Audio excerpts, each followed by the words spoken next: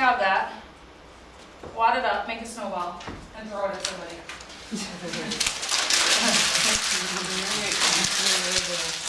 Everybody's gonna need one, so find one somewhere. You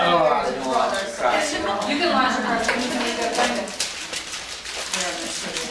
Alright. I don't think that. Somebody thought you were gonna get out of it. Oh, It happened. there you go. Oops. Bring it down. That's where I am. Release that frustration, go for it. Does everybody have one? I need one. Here, I'll throw one at you.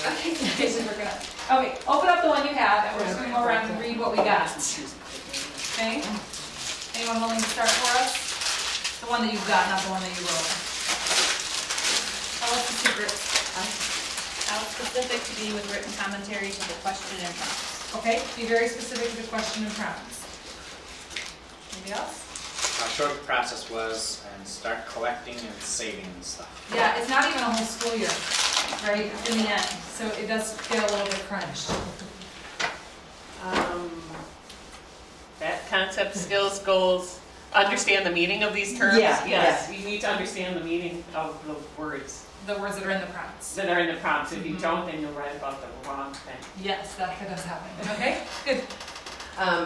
It can take up to 4 hours to write 1 page double spaced. The dirty truth, right? Yes. Did you get one? This is similar, the time to write the paper. Okay, you guys? To answer the questions in the order listed, repeat answers even when it seems ridiculous. Okay, To just start writing? okay. That how valuable getting support would be, because I'm the only person in my district and in the country trying. County. Oh, county. Yeah, And and you're in the alone. county. It's nice to have those connections. Okay, now I can tell you my secret. Something I didn't know when I started was that it's actually about student learning, which seems really, really obvious. But I actually thought it was about talking about what a great teacher I was. So that's what I did. And then I didn't certify, right? Because I missed that whole piece about how it's about how what I do impacts kids.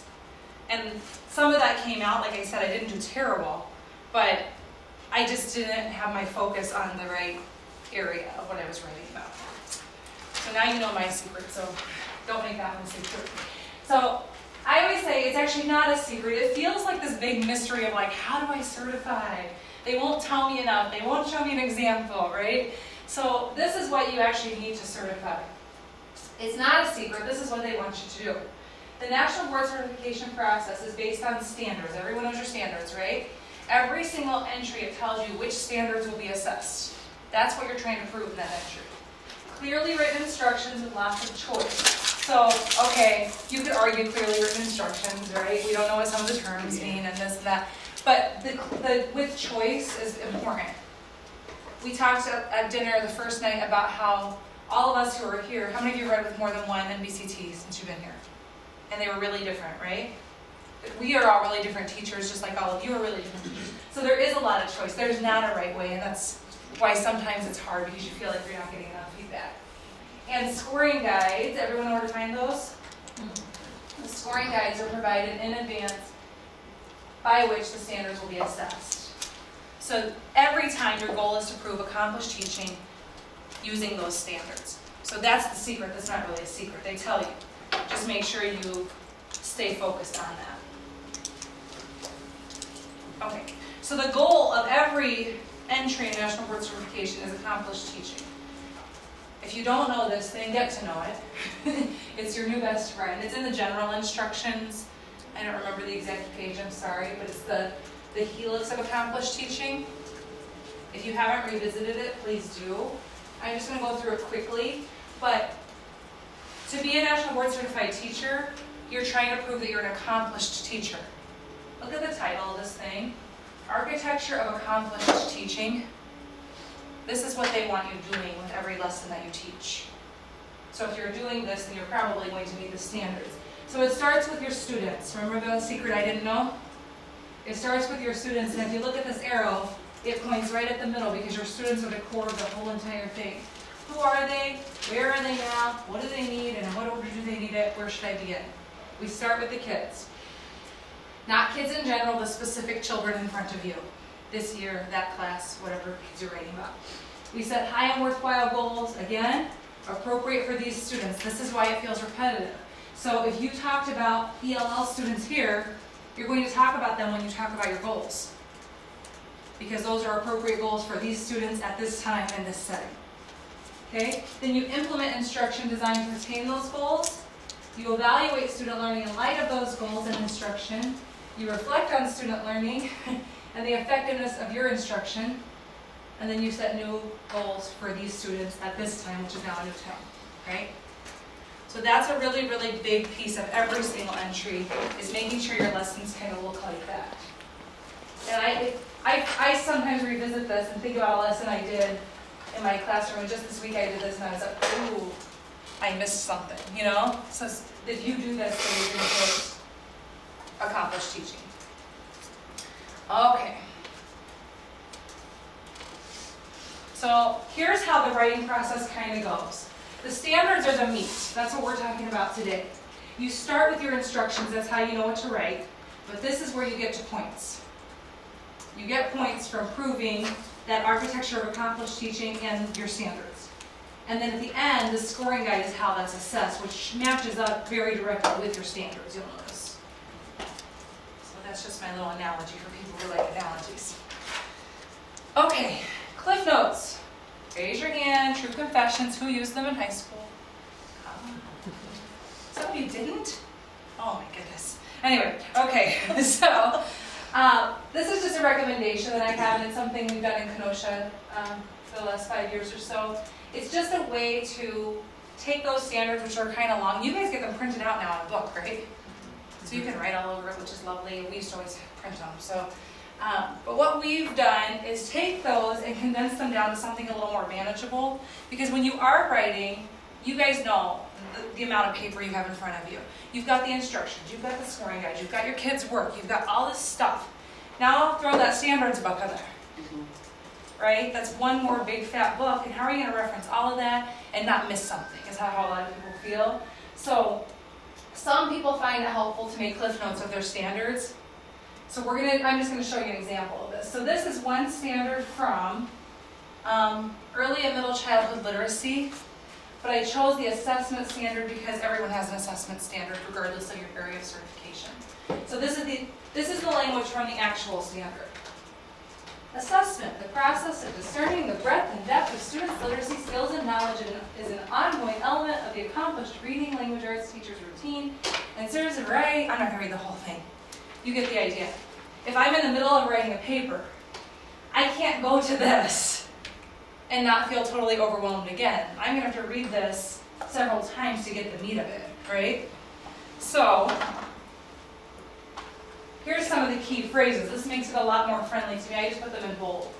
Ongoing assessment, sound assessment, appropriate, well-designed, wide range of methods, align with the central goals, use assessment data to help students progress. And in this one, it's important in my area as readers, writers, listeners, speakers, and viewers. That would be different for different people. And adjust my instruction, I'm guessing, for those having difficulty or in need of more challenge. That's a lot more manageable to me to glance at than that whole giant thing. So this is how some people do it, just like bullet points. This would be an example of one that's done. And then some people also like to do like actual examples in their teaching that they use, so they can kind of put those things in too. But that's just the tool I'm showing you. I know it's already January, and you may or may not choose to do this, but some people find it helpful, so I'm just sharing. Okay. Does everyone have standards with you? Okay. Downstairs. If you have some, can you grab them? And just open one up. Pick one that's been a little bit of a challenge for you, an area where you feel like is maybe not your biggest strength. So if you feel like you're awesome at assessment, don't pick assessment, pick a different standard. Look at something else. Just take a little paragraph and see if you can just pick out what you think the 3 or 4 most important phrases are. And see if you can condense it down a little bit. Up to you, you can work alone or with a partner, so if you don't have some, you're welcome to join up with somebody. And then think about something that you already do in your classroom that is evidence of that. So we'll just take 2 or 3 minutes to give people a minute to do that if they want to try it.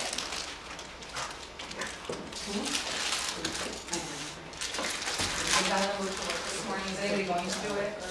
I've got them up on my Okay. computer. And then do you want me to just keep going, or do you want to try it? Yeah, I already did this one. You did it? Yeah. Okay. Big idea was. So we won't stay on this very long, because a lot of people have it done or don't want to do it, which is fine.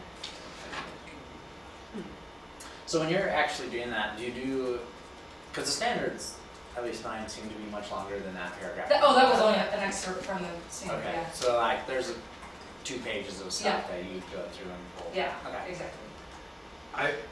I sort of use guides, or the word that's sticking out in my mind right now is unwrapping the standards. Like I don't remember where I picked that up, if Yep. there was a guide or something that came along and said, you know, at some point you should unwrap the standards, and that seems to be reminiscent of the, Yeah, I mean, I did that over the summer, and what I really good need for to you. do is Head start.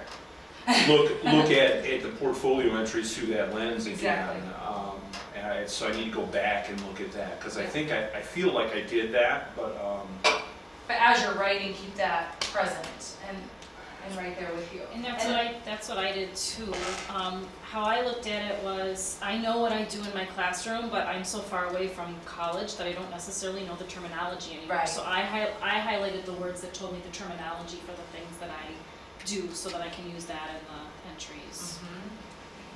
Yeah. It just, like I said, if you go back to that helix and you go back to the rubric, it's all gonna be the standards. So this ensures that you're putting them in all the time. And we're gonna talk today about 3 different strategies of how to get them into your writing. And this is really a style choice of what feels like a good fit for you. So we're gonna talk about one strategy that you would do before you even start writing. You're gonna read the question, and then you're gonna do this. Some of you, does anyone have an entry they haven't started? Okay, so this would be good for that. Some of you are already in the middle, so that's not gonna work this particular time, right? The middle one is like, you can do it as you write. And that's a T-chart method, and I'll show it to you. You might have seen that before because I got it from Wyndon. And then the third one is after you write and using the scoring guide as a piece to look for the evidence of those standards. So there's 3 different ways to do it. And probably more. Okay, so this is the first one. I call it standards-based answers. And remember, if you put your name on the sheet that I sent around the notebook, I'll just send you the presentation, so you don't really have to take notes if you don't want to. The first thing you do in this one is read the question. That's those clearly written instructions that they promised us they have. Then you decide which standard they're trying to get to. So instead of just answering the question, you think, well, wait a minute. What do they want me to prove here? So just thinking about that before is going to change the way you answer the question, right? So now I will tell you there are some questions that they're not trying to get to any of that. Some questions are just a description question and they just need a little bit of information for you.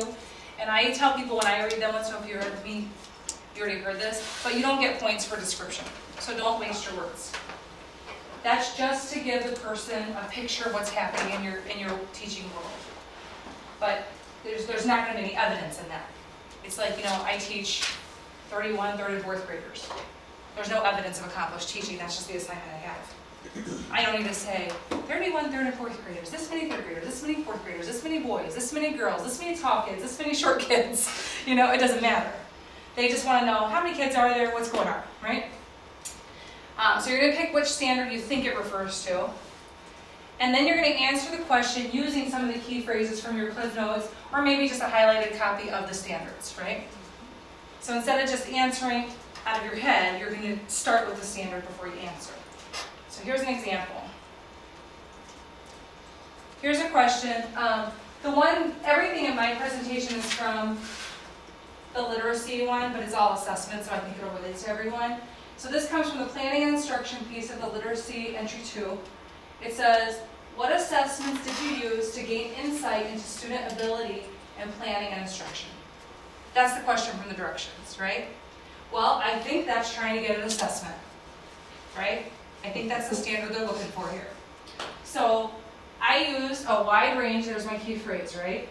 I used a wide range of assessment data, including informal observations from guided reading groups and student conferences, as well as formal individualized leveling and norm-based testing results to plan my instruction. These tools allowed me insight into my students' challenges, as well as where they needed to be challenged. For example, in a reading conference with Leah, and then I talked about a weakness that Leah had and how I was going to use that data to move her forward. So that's one way to do it. I looked at the question. I said, this is assessment. I'm going to use some key phrases from the assessment standard to answer this question. Make sense? Okay. This is the second one. This is like you're in the middle of writing and you just want to do it as you go. You don't want to look at the questions first, you just want to go, right? So you just answer the question. What did you use to assess? Well, I used map testing, and I used font percentile levels, and I used running records, and I used individual conferences, right? That's what I used. And then connect your answers to key phrases. So think about what you said, and then look at the standards and think about, where's the matchup here? And then rephrase your answer. So I'll show you an example. Here's what I originally wrote, which I kind of just told you. I used running records to analyze student errors and find patterns. When I saw an area where a student or group of students consistently made errors, I planned instruction to address these needs. That's how I would just answer that question if I'm just typing an answer. I didn't look at a standard, I just wrote an answer.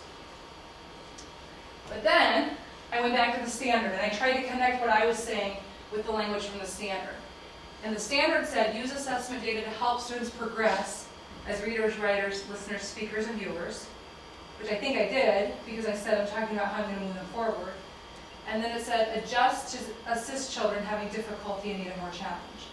And again, I looked for that before I planned my instructions. So then, you just like mush those two together. Who teaches compound sentences, right?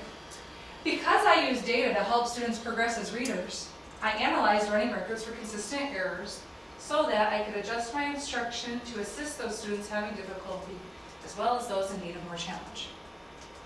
So I said the same thing, I just used some of their language.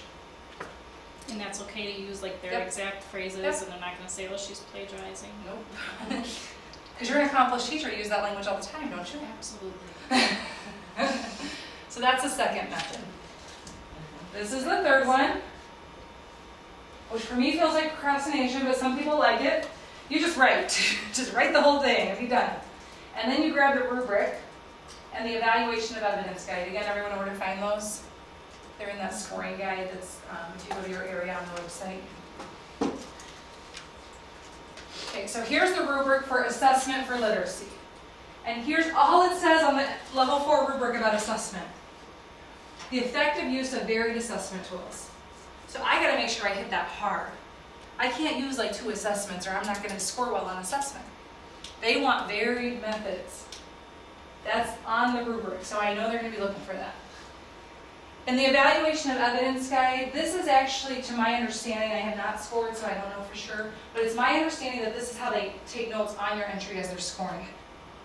So assessment is abbreviated ASMT in this case, and it says, is there logical evidence of the use of varied assessment tools? So now I know the most important thing about assessment is using a lot of tools. Because that's how they're going to look for evidence, and that's how they're going to score for that. And so with this method, you already have your paper written. I'm sorry, where did you find that evaluation of evidence guide? If you go, I'll go through the steps. I'll go slow if anyone wants to write down. You go to the NBCTs website. You go to 4 candidates. You go to your certification area and age level. And then under that, there's a piece called the scoring guide. And that has all of this. You're gonna do that one more time. Yep. NBCTs website. 4 candidates.